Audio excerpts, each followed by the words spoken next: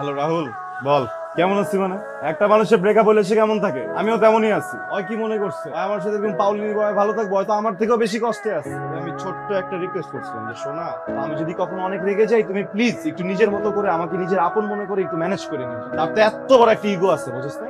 আমার কি, আমি মরে যাবো। হ্যাঁ আমি মরে যাবো, ওরে বুঝাইতে হইলে, ওরে রিয়ালাইজ করাইতে হইলেও যদি আমার মরতে হবে, আমি মরে যাবো। মরে গিয়ে ওরে বুঝাবো যে ওকে একটা ছেলে অনেক ভালোবাসে, যাকে ও চিনতে পারে না। হ্যালো রাহুল। জি, কে বলছেন?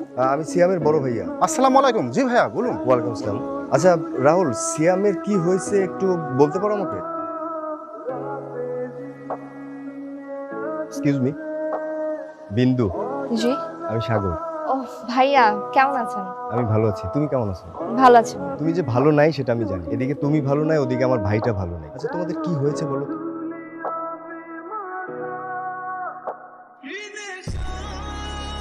আমার মানে এই যা ছিল সবকিছু সাজানো, আমি মা বিন্দু মিলে এই নাটকটা সাজিয়েছি শুধু তোর জন্য। বিশ্বাস হচ্ছে না?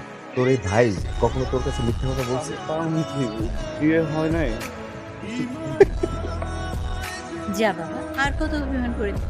অনেক তো বুঝেছি, এটা অনেক কষ্ট পাচ্ছে। যা। তুমি শিওর তো বিয়ে করো নাই? ঠিক আছে। স্যার, তুমি দরজা দিচ্ছ কেন? দরজা খোলো, এটা কিন্তু তোমার রুম না। আমি জানি তো এটা না। তো দরজা দিচ্ছ কেন? খোলো।